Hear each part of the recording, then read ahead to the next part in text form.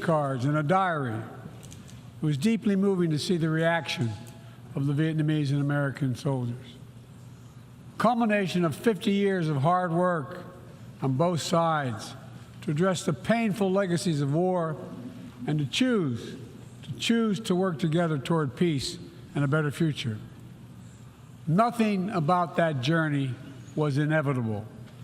For decades, it would have been unthinkable for an American president to stand in Hanoi alongside a Vietnamese leader and announce a mutual commitment to the highest level of country's partnership. But it's a powerful reminder that our history need not dictate our future. With the concerted leadership and careful effort, adversaries can become partners. Overwhelming challenges can be resolved, and deep wounds can heal. So let us never forget that. When we choose to stand together and recognize the common hopes that bind all humanity, we hold our hands the power to bend that arc of history. My fellow leaders, we gather once more at an inflection point in world history, with the eyes of the world upon all of you, all of us. As President of the United States, I understand the duty my country has to lead in this critical moment, to work with countries in every region, linking them in common cause, to join together with partners who share a common vision of the future of the world, where our children do not go hungry and everyone has access to quality health care, where workers are empowered and our environment is protected, where entrepreneurs and innovators everywhere can access opportunity everywhere, where conflicts are resolved peacefully and countries can chart their own course.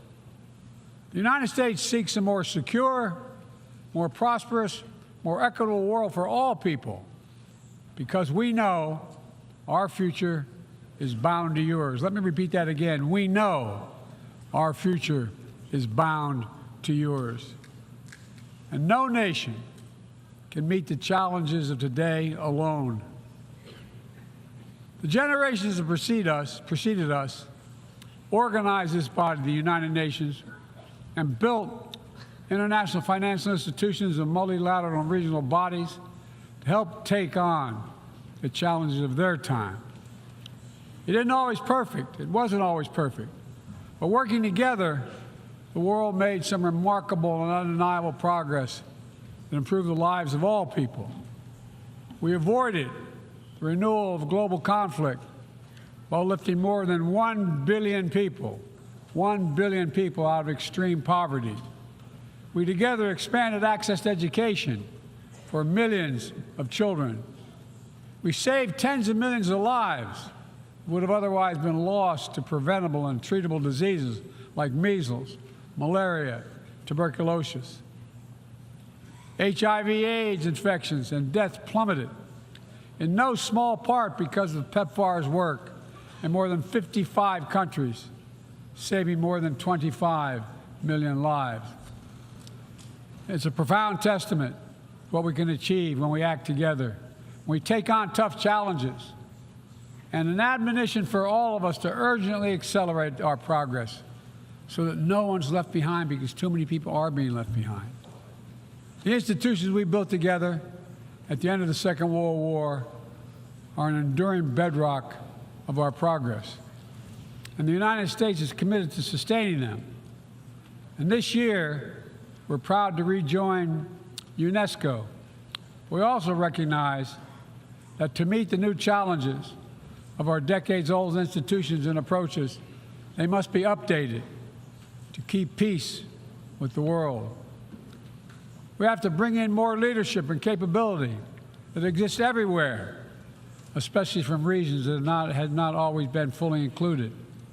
We have to grapple with the challenges that are more connected and more complex. And we have to make sure we're delivering for people everywhere, not just somewhere, everywhere. Simply put, the 21st century results are badly needed. They're needed to move us along. That starts with the United Nations, starts right here in this room. In my address to this body last year, I announced the United States will support expanding the Security Council, increasing the number of permanent and non-permanent members.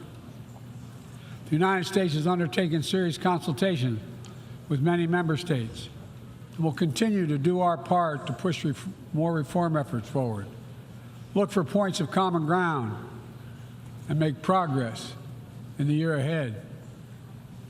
We need to be able to break the gridlock that too often stymies progress and blocks consensus on the Council. We need more voices, more perspectives at the table. The United Nations must continue to preserve peace, prevent conflict, and alleviate human suffering. And we embrace nations stepping up to lead in new ways and to seek new breakthroughs on hard issues. For example, on Haiti, the Caribbean community is facilitating a dialogue among Haitian society. I think President Ruto of Kenya, I thank him for his willingness to serve as the lead nation of a UN-backed security support mission. I call on the Security Council to authorize this mission now. The people of Haiti cannot wait much longer. The United States is working across the board to make global institutions more responsive, more effective, and more inclusive. For example, we've taken significant steps to reform and scale up the World Bank, expanding its financing to low- and middle-income countries so it can help boost progress toward meeting the Sustainable Development Goals and better address interconnected challenges like climate change and fragility. Under the new president of the World Bank, change is already taking root. Last month, I asked the United States Congress for additional funds to expand World Bank financing by $25 billion. And at the G20, we rallied the major economies of the world to mobilize even more funding. Collectively, we can deliver a transformational boost to World Bank lending. And because the multilateral development banks are among the best tools we have for mobilizing transparent, high-quality investment in developing countries, reforming these institutions can be a game changer. Similarly, we proposed making sure developing countries have a strong voice and representation at the International Monetary Fund. We're going to continue our efforts to reform the World Trade Organization, preserve competition, openness, transparency, and the rule of law, while at the same time equipping it to better tackle modern-day imperatives like driving the clean energy transition, protecting workers, promoting inclusive and sustainable growth. And this month, we strengthened the G20 as a vital forum, welcoming the African Union as a permanent member. By upgrading and strengthening our institutions, that's only half of the picture. We must also forge new partnerships, confront new challenges.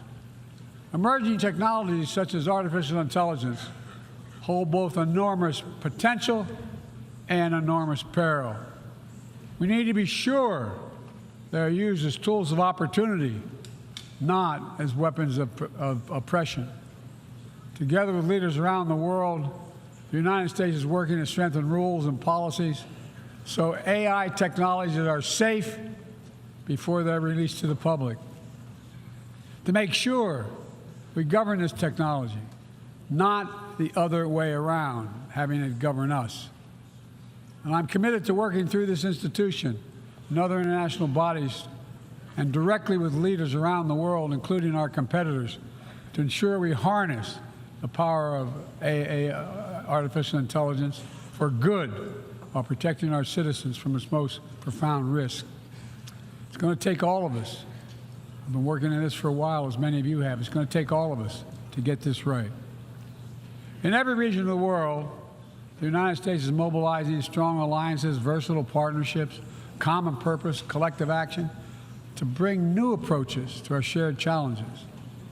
Here in the Western Hemisphere, we united 21 nations in support of the Los Angeles Declaration on Migration and Protection, launching a region-wide approach to a region-wide challenge to better uphold laws and protect the rights of migrants. In the Indo-Pacific, we've elevated our Quad partnership with India, Japan, and Australia to deliver concrete progress for the people of the region on everything from vaccines to maritime security. Just yesterday, after 2 consultations in diplomacy, the United States brought together dozens of nations across 4 continents to establish a new partnership for Atlantic cooperation so that the coastal Atlantic countries can better cooperate on science, technology, environmental protection, and sustainable economic development. We brought together nearly 100 countries in a global coalition to counter fentanyl and synthetic drugs to reduce the human cost of this affliction, and it is real. And as the nature of the terrorist threats evolve and the geography expands to new places, we're working with our partners to bring capabilities to bear to disrupt plotting, degrade networks, and protect all of our people. Additionally, we convene the Summit for Democracy to strengthen democratic institutions, root out corruption, and reject political violence. And in this moment where democratically elected governments have been toppled in quick succession in West and Central Africa, we're reminded that this work is as urgent and important as ever. We stand with the African Union and ECOWAS and other regional bodies to support constitutional rule. We will not retreat from the values that make us strong. We will defend democracy, our best tool to meet the challenges we face around the world. And we're working to show how democracy can deliver in ways that matter to people's lives. The Partnership for Global Infrastructure and Investment addresses the enormous need and opportunity for infrastructure investment in low and middle income countries, particularly in Africa, Latin America, and Southeast Asia. Through strategic, targeted public investments, we can unlock enormous amounts of private sector financing. The G7 has pledged to work with parties to collectively mobilize $600 billion in infrastructure financing by 2027. The United States has already mobilized more than $30 billion to date. We're creating a race to the top with projects that have high standards for workers, the environment, and intellectual property while avoiding the trap of unsustainable debt. We're focusing on economic corridors that will maximize the impact of our collective investment and deliver consequential results across multiple countries and multiple sectors. For example, the Libido corridor will extend across Africa from the western port of Angola to the DRC to Zambia, boosting regional connectivity and strengthening commerce and food security in Africa. Similarly, the groundbreaking effort we announced at the G20 to connect India to Europe through the UAE, Saudi Arabia, Jordan, and Israel will spur opportunities and investment across 2 continents. This is part of our effort to build a more sustainable, integrated Middle East. It demonstrates how Israel's greater normalization and economic connection with its neighbors is delivering positive and practical impacts, even as we continue to work tirelessly to support a just and lasting peace between the Israelis and Palestinians, 2 states for 2 people. Now, let me be clear. None of these partnerships are about containing any country. They're about a positive vision for our shared future. When it comes to China, I want to be clear and consistent. We seek to responsibly manage the competition between our countries so it does not tip into conflict. I've said we are for de-risking, not decoupling with China. We will push back on aggression and intimidation and defend the rules of the road, from freedom of navigation to overflight to level economic playing field that have helped safeguard security and prosperity for decades. But we also stand ready to work together with China on issues where progress hinges on our common efforts. Nowhere is that more critical than accelerating the climate crisis, than the accelerating climate crisis. We see it everywhere. record-breaking heat waves in the United States and China, wildfires ravaging North America and Southern Europe, a fifth year of drought in the Horn of Africa, tragic flooding in Libya. My heart goes out to the people of Libya that's killed thousands of people. Together, these snapshots tell an urgent story of what awaits us if we fail to reduce our dependence on fossil fuels and begin to climate-proof the world.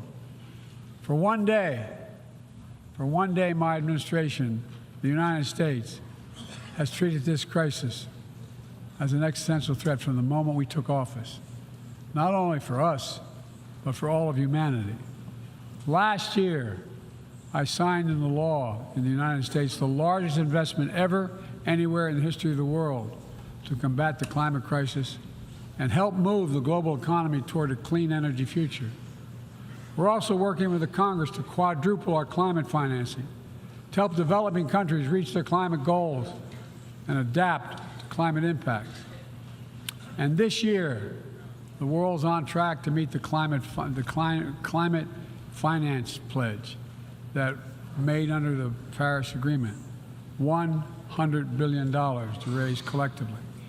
But we need more investment from public and private sector alike, especially in places that have contributed so little to global emissions, but face some of the worst effects of climate change, like the Pacific Islands. The United States is working directly with the Pacific Island Forum to help these nations adapt, build resilience to the climate impacts, even as we lead the effort to build innovative new partnerships that attack the global challenges from all sides. From the First Movers Coalition, which is mobilizing billions of private sector community and the private sector commitments, to creating a market demand for green products in carbon-intense sectors like concrete, shipping, aviation, and trucking, to the Agricultural Innovation Mission for Climate, which is bringing farmers into the climate solution and making our food supply more resilient to climate shocks, and the Global Methane Pledge, now endorsed by more than 150 countries, which expands our focus beyond our carbon emission targets to reduce the potential greenhouse gases in our atmosphere by 30% in this decade. It's all within our capacity. We need to bring the same commitment and urgency and ambition as we work together to meet the Sustainable Development Goals of 2030. These goals were adopted at the United Nations in 2015 as a roadmap for improving lives around the world. But the hard truth is, for decades of progress, the world has lost ground these past years in the wake of COVID-19, conflicts, and other crises. The United States is committing to doing its part to get us back on track. All told, in the first 2 years of my administration, the United States has invested more than $100 billion to drive development progress in bolstering food security, expanding access to education worldwide, strengthening healthcare systems, and fighting disease. And we've helped mobilize billions more in the private sector investments. But to accelerate our forward progress on the Sustainable Development Goals, we all have to do more. We need to build new partnerships that change the way we tackle this challenge, to unlock trillions of additional financing for development, drawing on all sources. We need to fill the gaps and address the failures of our existing system exposed by the pandemic. We need to ensure that women and girls benefit fully from our progress. We must also do more to grapple with the debt that holds back so many low and middle-income countries. When nations are forced to service unsustainable debt payments over the needs of their own people, it makes it harder for them to invest in their own futures. And as we work together to recover from global shocks, the United States will also continue to be the largest single country donor of humanitarian assistance at this moment of unparalleled need in the world. Folks, cooperation, partnership, these are the keys to progress on the challenges that affect us all, and the baseline for responsible global leadership. We don't need to agree on everything to keep moving forward on issues like arms control, a cornerstone of international security. After more than 50 years of progress under the Non-Proliferation Treaty, Russia is shredding long-standing arms control agreements, including announcing the suspension of the New START and withdrawing from the Conventional Forces in Europe Treaty. I view it as irresponsible and makes the entire world less safe. The United States is going to continue to pursue good faith efforts to reduce the threat of weapons of mass destruction and lead by example, no matter what else is happening in the world. This year, we safely destroyed at least the last chemical munitions in the U.S. stockpile, fulfilling our commitment toward a world free of chemical weapons. And we condemn the DPRK's continued violation of UN Security Council resolutions, but we are committed to diplomacy that will bring about the denuclearization of the Korean Peninsula. We're working with our partners to address Iran's destabilizing activities that threaten regional and global security and remain steadfast in our commitment that Iran must never acquire a nuclear weapon. Now, even as we evolve our institutions and drive creative new partnerships, let me be clear. Certain principles of our international system are sacrosanct. Sovereignty, territorial integrity, human rights. These are the core tenets of the UN Charter, the pillars for peaceful relations among nations, without which we cannot achieve any of our goals. That has not changed, and that must not change. Yet, for the second year in a row, this gathering, dedicated to peaceful resolution of conflicts, is darkened by the shadow of war. An illegal war of conquest brought without provocation by Russia against its neighbor Ukraine. Like every nation in the world, the United States wants this war to end. No nation wants this war to end more than Ukraine. And we strongly support Ukraine in its efforts to bring about a diplomatic resolution that delivers just and lasting peace. But Russia alone bears responsibility for this war. Russia alone has the power to end this war immediately. And it's Russia alone that stands in the way of peace, because Russia's price for peace is Ukraine's capitulation, Ukraine's territory, and Ukraine's children. Russia believes that the world will grow weary and allow it to brutalize Ukraine without consequence. But I ask you this: if we abandon the core principles of the United States to appease an aggressor, can any member state in this body feel confident that they are protected? If we allow Ukraine to be carved up, is the independence of any nation secure? I'd respectfully suggest the answer is no. We have to stand up to this naked aggression today and deter other would-be aggressors tomorrow.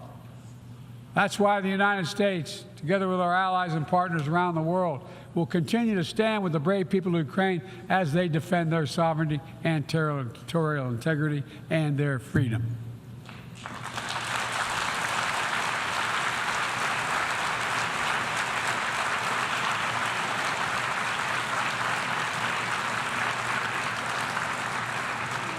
It's not only an investment in Ukraine's future, but in the future of every country that seeks a world governed by basic rules that apply equally to all nations and uphold the rights of every nation, no matter how big or small. Sovereignty, territorial integrity, they are the fixed foundations of this noble body. And universal human rights is its North Star. We cannot sacrifice either. 75 years ago, Universal Declaration of Human Rights captured a remarkable act of collective hope. I say that again, collective hope. Drafted by a committee representing different regions, faiths, philosophies, and adopted by the entire General Assembly. The rights contained in the Declaration are elemental and enduring. And while we still struggle to uphold equal and inalienable rights of all, they remain ever steady and ever true. We cannot turn away from abuses, whether in Xinjiang Tehran, Darfur, or anywhere else. We have to continue working to ensure that women and girls enjoy equal rights and equal participation in their societies. That indigenous groups, racial, ethnic, religious minorities, people with disabilities do not have their potential stifled by systemic discrimination. That the LGBTQI plus people are not prosecuted or targeted with violence because of who they are. These rights are part of our shared humanity. They're absent. When they're absent anywhere, their loss is felt everywhere. They are essential to the advancement of human progress that brings us together. My fellow leaders, let me close with this. At this inflection point in history, we're going to be judged by whether or not we live up to the promises we made to ourselves, to each other, to the most vulnerable, and to all those who will inherit the world we create, because that's what we're doing. Will we find within ourselves the courage to do what must be done, to preserve the planet, to protect human dignity, to provide opportunity for people everywhere, and to defend the tenets of the United Nations? There can only be one answer to that question. We must, and we will. The road ahead is long and difficult, but if we persevere and prevail, if we keep the faith in ourselves and show what's possible, let's do this work together. Let's deliver progress for everyone. Let's bend the arc of history for the good of the world, because it's in our power to do it. Thank you for listening. You're kind.